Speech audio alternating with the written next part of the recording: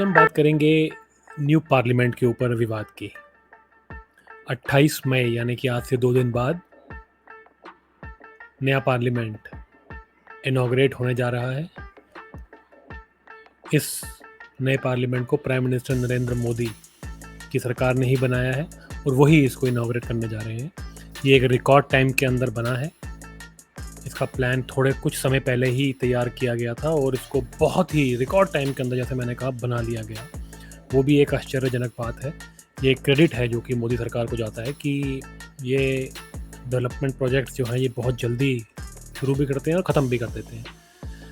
तो इस बात का, जैसा कि मैंने कहा, कि उनको क्रेडिट जाता है, उनकी सरकार को क्रेडिट जाता है। अब इस चीज़ को लेकर के जो विवाद खड़े हुए हैं, थोड़ा उसके बारे में बात करेंगे इस वीडियो में। जो अपोजिशन पार्टीज़ जो बातें कह रही हैं उसके बारे में थोड़ा डिस्कस करेंगे और ये भी डिस्कस करेंगे कि मोदी सरकार के अंदर इस पूरे प्रकरण से जो कमियां हैं वो भी निकल के सामने आई हैं, उस बारे में भी डिस्कस करेंगे। और साथ साथ जो विकल्पों की बात की जा रही है, पॉलिटिकल विकल्पों की बीजेपी को लेकर के, उसके बारे में भी थोड़ा सा डिस्कस करेंगे। तो चलिए शुरू करते हैं ये वीडियो। सबसे पहले, नया पार्लियामेंट बनने जा रहा है। आपको भारतवासियों को बहुत बहुत शुभकामनाएं। इस देश को एक नया पार्लियामेंट मिल रहा है। लेकिन क्या ये जो पार्लियामेंट है ये धार्मिक मुद्दों पर आधारित है? क्या ये धर्म के समकक्ष आता है? ये एक बहुत बड़ा प्रश्न है। हम ये सोचते हुए मजबूर हो जाते हैं कि जितनी भी ये बातें चल रही हैं डेवलपमेंट की, जितनी भी ये बातें विकास की चल रही हैं, ये ठीक है। ये कोई बुरी चीज़ नहीं है, ये अच्छी चीज़ है। ये कोई आसान काम नहीं है, ये बहुत मुश्किल काम है। और भारत में जब ये सब चीज़ें नहीं थी तो बहुत दिक्कतें आती थी। लेकिन भारत का जो अस्तित्व है वो धर्म से है, विकास से नहीं है।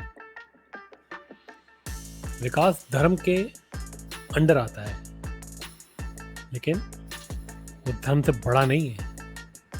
अगर आप धार्मिक होते हैं तो आपका विकास अपने आप होता है, आप अपने आप डेवलपमेंट की तरफ जाते हैं। लेकिन ये जो सरकार है ये विकास पे ही फोकस्ड है। ये विकास पे ही फोकस्ड है। इनका जो कैनवस है वो विकास तक ही सीमित है। ये अब 9 साल के बाद क्लियर हो चुका है। अब कोई डाउट नहीं रहा है इस बारे में। तो जैसा कि मैंने कहा, कुछ विवाद हो रखे हैं। धर्म के संगत जो बात है, जो रिलेशन में बात है, वो मैं इस वीडियो में आगे भी करूंगा। अभी बात कर लेते हैं कि जो विवाद हो रखे हैं। 21 पॉलिटिकल पार्टियां जो हैं अब तक वो मना कर चुकी हैं कि वो नहीं आएंगे इनॉग्रल के अंदर। और प्रधानमंत्री जो है वो, उनके ऊपर इल्ज़ाम लगाया जा रहा है कि इन्होंने अपने लिए बना लिया, ये अपने लिए नया घर बना रहे हैं। ऐसे ऐसे तर्क दिए जा रहे हैं जिनका कोई सर पैर नहीं है। सच्चाई तो ये है कि मोदी जी ने इनको चेकमेट कर दिया हुआ है। इनके पास कुछ कहने को है नहीं। और इनकी जो बची कुची पॉलिटिक्स है, जब मोदी जी इसका उद्घाटन करेंगे और जो पूरी प्रथा से जो सब चीज़ें होंगी, उसके बाद जो इनकी बची कुची पॉलिटिक्स है वो भी ख़त्म हो जाएगी। तो इसलिए ये कहीं, मतलब, अस्तित्व की लड़ाई लड़ रहे हैं ये लोग। इनको लगता है कि इनका सब कुछ ही ख़त्म हो जाएगा, उजड़ जाएगा, इसीलिए ये इसका विरोध कर रहे हैं। अन्यथा इसका कोई रीज़न ही नहीं है। उनके पास कोई रीज़न ही नहीं है। तभी आप देखिए ऊट पटांग बातें कर रहे हैं। कोई टीवी पे कह रहा है, मतलब बातों में से बातें निकलती हैं। तो वो कांग्रेस का एक स्पोक्स पर्सन टीवी पे कह गया कि यूपीए की जो अध्यक्ष थी सोनिया गांधी, वो तो एक संविधानिक पद है। मतलब ये पागल अपने आप को बनाते हैं, या मतलब ये समझते हैं कि इस देश के लोग जो हैं उनके पास कोई सोच समझ नहीं है। मतलब तो इस तरह की बिना सर पैर की बातें जो हैं वो चल रही हैं। तो एक जो उनका जो मुद्दा है वो ये है कि जी आप प्रेसिडेंट मुर्मू को बुलाइए और उनसे उद्घाटन करवाइए। तो ये जो जवाब दे रहे हैं बीजेपी वाले, कह रहे हैं कि तुमने खुद कभी प्रेसिडेंट को तो छोड़ो, तुमने तो अपने प्राइम मिनिस्टर की कभी औकात नहीं समझी। वो जो सरदार मनमोहन सिंह थे, उसको तो सोनिया गांधी अपने जूते की नोक पर रखती थी। वो खुद ही जा कर के प्रोजेक्ट्स का उद्घाटन कराती थी। वो बात हो रहा है कि वो प्रोजेक्ट्स कभी पूरे नहीं होते थे। इतना कुछ भ्रष्टाचार, इतना खाना-पीना हो जाता था कि वो कभी पूरे नहीं होते थे, लेकिन उद्घाटन के समय पे वो खुद ही जाती थी। प्राइम मिनिस्टर को भी पीछे छोड़ देती थी। तो उनके पास तो कोई ज़बान ही नहीं है। तो बीजेपी वाले वो वहाँ पे जो है छक्का मार देते हैं, बाउंड्री मतलब बाउंड्री चौका-छक्का मार देते हैं। लोग भी खुश हो जाते हैं कि चलो जी बीजेपी ने जवाब दिया। लेकिन अगर आप सोचिए तो क्या प्रेसिडेंट को इसको इनॉग्रेट करना चाहिए? देखिए, मैं कोई कॉन्स्टिट्यूशन का बहुत बड़ा ज्ञाता नहीं हूँ, मैं कोई डेमोक्रेसी का कोई पक्षधार, कोई ऐसा बहुत बड़ा मैं नहीं हूँ कोई। ये एक जिसे कहते हैं इंटेलेक्चुअल सवाल है, जो इन चीज़ों के बारे में ज्ञान रखते हैं उनसे पूछा जाए तो बेटर है। लेकिन हाँ, तो ये समझ में आता है कि ठीक है, प्रेसिडेंट जो है एक बड़ा पद है और उनको वहाँ होना चाहिए। अब वो उद्घाटन करें ना करें, ये जो है मुझे लगता है, क्योंकि पार्लियामेंट जो है ये चुने हुए मिनिस्टर्स के लिए ही होता है, देश को जो रिप्रेजेंट कर रहे हैं डायरेक्टली जो चुन के आए हैं उनके लिए होता है। तो सेंस तो यही बनाता है कि प्रेसिडेंट वहाँ बैठे लेकिन उद्घाटन प्राइम मिनिस्टर ही करे। जैसा कि मैंने कहा कि मैं कोई ज्ञाता नहीं हूँ, लेकिन इसके बारे में बात हो सकती है। लेकिन ये जो अपोजिशन है वो ये बातें इसलिए उठा रहे हैं क्योंकि उनके पास कोई मुद्दा ही नहीं है। किस मुँह से क्या बोलें, क्यों नहीं जा रहे? देश का नया पार्लियामेंट बन गया है, तुम कल नहीं परसों नहीं जाओगे उद्घाटन पे, उसके बाद तो वहीं जाओगे कि बाकी सब लोग यहाँ शिफ्ट हो जाएंगे, तुम पुरानी वाली पार्लियामेंट में ही जाओगे, पागल हो क्या? तो ये बेवकूफ़ों वाली बातें कर रहे हैं, जाना तो पड़ेगा ही। और जो एक सबसे बड़ी बात जो सामने आ रही है वो सिंबल को लेके आ रही है। वो जो एक दंड है, सिंबल जो आया है सामने, उसकी थोड़ी स्टोरी है कि किस तरह नेहरू जी ने मक्कारी करके उस दंड का जो है कोई वैल्यू नहीं करी उसको, और उसको किसी म्यूज़ियम में रखवा दिया ये बोल करके कि ये उनकी छड़ी है। शर्म नहीं आती इन लोगों को? इस भारत देश का जो कल्चर है, जो जो धर्म है हमारा, वो उससे जुड़ा हुआ है। उसके अंदर लक्ष्मण जी से जुड़ी हुई जिसे कहते हैं ड्राइंग्स हैं, उसके अंदर नंदी महाराज ऋषभ के रूप में ऊपर बैठे हुए हैं, तो उसका एक मैसेज है। वो चोला साम्राज्य जब था उसके अंदर प्रथा थी कि वो जो भी किंग होता था, राजा होता था, वो उसको दिया जाता था। जब वो चेंज किया जाता था, नया राजा आता था तो उसको मिलता था। तो ये नेहरू को भी दिया गया था, उसने उसको जिसे कहते हैं छड़ी बता करके म्यूजियम में रखवा रखा था, फिर पता नहीं कहाँ चला गया। तो किसी ने मोदी जी को चिट्ठी लिखी, तो मोदी जी को लगा कि भैया ये तो बहुत इंपॉर्टेंट चीज़ है, तो उन्होंने फिर जो है उसको ला करके ये फैसला लिया कि इसको पार्लियामेंट में स्पीकर के वहाँ पे साइड में ऊपर रखा जाएगा। मैंने कई लोगों से सवाल पूछा कि क्या ये प्राइम मिनिस्टर के ऑफिस में नहीं होना चाहिए? तो फिर मेरे को ये जवाब मिला कुछ ज्ञानी लोगों द्वारा कि ये जो है सिंबल, ये जिस ज़माने में दिया जाता था चोला एम्पायर के टाइम पे, तो किंग के पास सारी पावर होती थी। दंड देने की भी होती थी, एडमिनिस्ट्रेशन की भी होती थी, और समझ रहे हैं ना, तो उसके पास हर तरीके की पावर होती थी। लेकिन जो डेमोक्रेसी है उसमें ऐसा होता ही नहीं है। उसमें जो जो प्राइम मिनिस्टर है उसके पास सारी पावर नहीं है। दंड देने का पावर कोर्ट्स के पास है, वो चुन के आता है, रिप्रेजेंटेटिव्स होते हैं, तो इस तरह की चीज़ें वो डिफरेंट है। अब ये डेमोक्रेसी जो है ये वो नहीं है जो चोला एम्पायर के टाइम पे चल रहा था, तो इसलिए उसका जो बेस्ट प्लेस है वो प्राइम मिनिस्टर ऑफिस भी नहीं है, वो जो है वो पार्लियामेंट ही है। मतलब कहीं पूरी तरह फिट ही नहीं होती है वो चीज़। तो ये हाल है। इससे ये भी पता चलता है कि किस तरह ये जो डेमोक्रेसी है, ये जो कॉन्स्टिट्यूशन का जो ये सब ड्रामा है, ये किस तरह हमारे धर्म से बहुत दूर है, हमारे कल्चर से मैच ही नहीं करता। तभी तो इतनी कन्फ्यूजन सी हो रखी है कि क्या चीज़ कहाँ। अब देखिए ना, कायदे थे तो क्योंकि राजा को मिलता था तो ये प्राइम मिनिस्टर ऑफिस में होना चाहिए, लेकिन रीज़न उनका भी रीज़न सही है कि भैया नहीं हो सकता है क्योंकि प्राइम मिनिस्टर के पास सारी पावर्स नहीं है। प्राइम मिनिस्टर दंड नहीं दे सकता किसी को आज की डेट में। भारत देश के अंदर कोर्ट देती है। तो ये जो कॉन्स्टिट्यूशन है, डेमोक्रेसी की जो बातें हैं, ये सब धर्म से काफ़ी दूर हैं। मैं ये नहीं कह रहा कि ये गलत है या सही है, ये धर्म से दूर है। भारत धार्मिक लैंड है, भारत धार्मिक भूमि है, धर्म को इग्नोर करे जा रहे हैं, ये क्या मतलब हुआ? फिर आप देखिए वो बात, सारी बातें समझ में आते हैं कि जो क्रिटिसाइज़ करते हैं लोक संघ को, बीजेपी को, वो सही है। बीजेपी जो है वो गांधीयन सोशलिज्म पे बेस्ड है। ये अटल बिहारी वाजपेयी ने जब बनाई थी तो ये बड़ा क्लियरली उन्होंने कहा था, और ये लिखा हुआ है बीजेपी के जो दस्तावेज हैं, आप देखिए उसके अंदर क्लियरली है कि गांधीयन सोशलिज्म पे सब बेस्ड है। और गांधीयन सोशलिज्म कुछ नहीं है, सब क्रिश्चियनिटी है। क्रिश्चियनिटी से ही ड्राइव हुआ हुआ है, ये कोई धार्मिक मूल्यों पे बना नहीं हुआ है। तो जो चीज़ें, जो सोच धार्मिक मूल्यों पे बनी ही नहीं हुई है, वो धर्म को कैसे सब चीज़ का क्रेडिट दे देंगे? ये तो मटीरियल लड़ाई लड़ रहे हैं और उनसे लड़ रहे हैं जिनको मटीरियलिज्म का ही पता है, और उनसे जीत गए तो ये वाहवाही बटोर रहे हैं। धर्म का क्या? धर्म को तो बीजेपी आरएसएस कुछ समझती नहीं है मेरे हिसाब से, इनको तो ज्ञान ही नहीं है। ये तो सेकुलरिज्म के सबसे बड़े विरोधा हैं। ये तो सेकुलरिज्म को आगे बढ़ाने में लगे हुए हैं। हम सोचते थे कांग्रेस पार्टी सेकुलर है सबसे बड़ी तो ये है, क्योंकि इन्होंने जितनी बड़ी जीतें इनको मिली है 2 बार मोदी जी को, इतनी बड़ी जीत किसी हिंदू पार्टी को मिले और वो हिंदुओं के लिए हिंदू राष्ट्र ना बना पाए, तो इनसे बड़ा सेकुलर कोई हो ही कैसे सकता है? ये लोहे के सिक्के गिन रहे हैं सोने की खान के ऊपर बैठ के।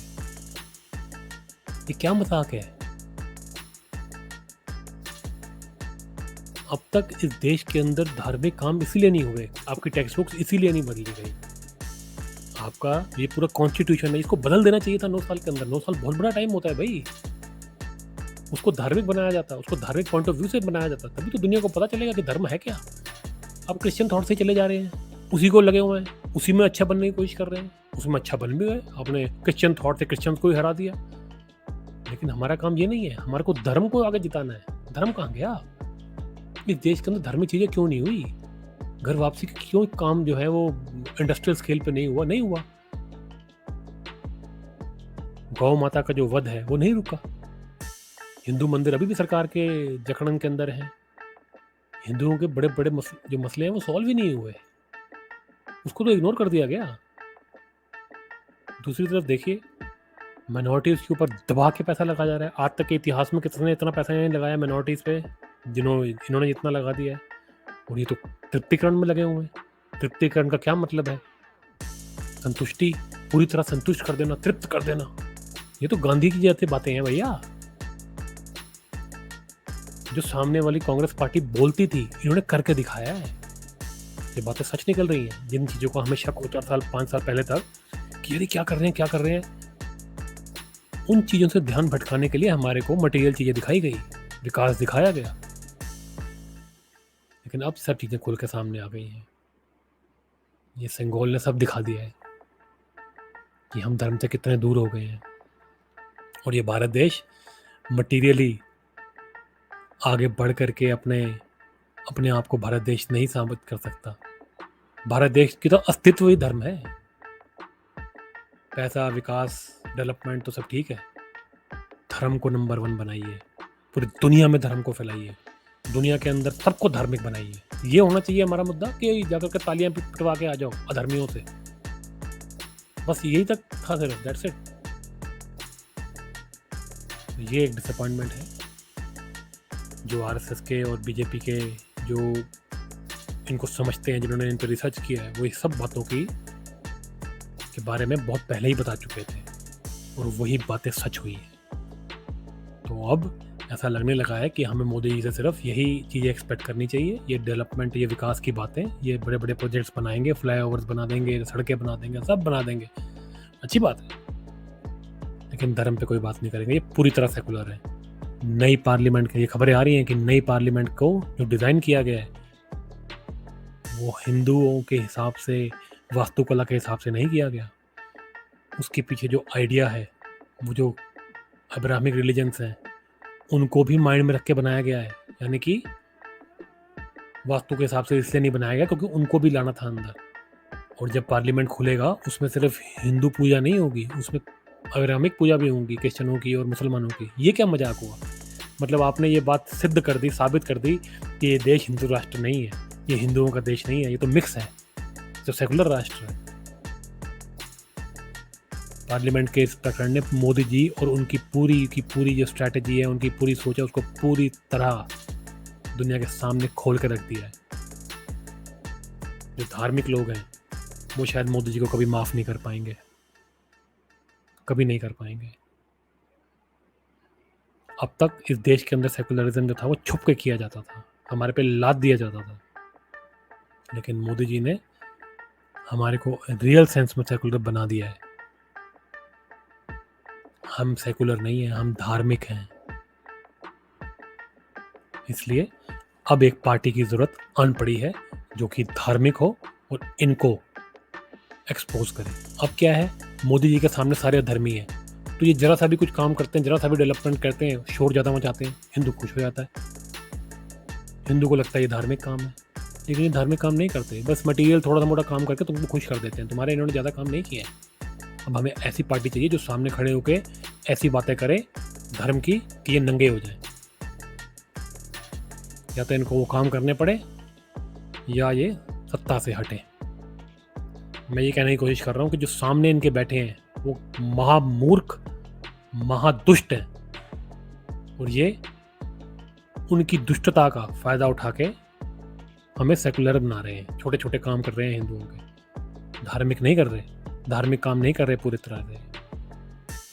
हमें एक धार्मिक पार्टी चाहिए जो इनके सामने खड़ी हो तो इनके पसीने छूटे, फिर ये सेकुलरिज्म 2 मिनट के अंदर छोड़ देंगे, नहीं छोड़ेंगे तो सत्ता से जाएंगे। तो ऐसी पार्टियों को अब आना जरूरी हो चुका है और ये सही समय भी है। एकम सनातन भारत की एक पार्टी के नाम से आ रही है, उसने काफ़ी बवाल मचाया हुआ है, ऑनलाइन काफ़ी बातें हो रही हैं, तो समय ही बताएगा कि वो क्या बनता है उनका। ये ना हो, ये भी खतरा है कि वो अरविंद केजरीवाल जैसे ना हो जाएं, वो भी खतरा है कि बीजेपी के वोट ना काट दें। मेरी आपसे यही अपील है कि एकम सनातन भारत या और भी ऐसी पार्टियाँ, धार्मिक पार्टियाँ जो कि सामने आ रही हैं, इनको आप सपोर्ट करें, इनको आप सपोर्ट करें और स्टेट लेवल पे अपने अपने स्टेट में इनको वोट भी करें जी। लेकिन जब तक ये सशक्त नहीं हो जाते, जब तक ये पूरी तरह अपनी बातें आगे नहीं ला देते, जब तक आपको पूरा यकीन नहीं हो जाता कि ये पूरी तरह धार्मिक है, तब तक इनको सेंटर में ना लाइए। सेंटर में मोदी जी को ही वोट दीजिए अभी फ़िलहाल के लिए, लेकिन स्टेट लेवल पे आप बीजेपी को हराने के लिए एक धार्मिक पार्टी को वोट दें, ताकि मैसेज जाए सीधा सीधा कि ये गांधीयन सोशलिज्म के जो पन्ने हैं ये फाड़ के फेंक दो, पूरी तरह धार्मिक बन जाओ वरना कोई और आ जाएगा। तो ये टाइम आ चुका है, अब हमें धार्मिक पार्टियों की तरफ जाना पड़ेगा। बीजेपी एक धार्मिक पार्टी नहीं है। बस यही बात करनी थी आपसे।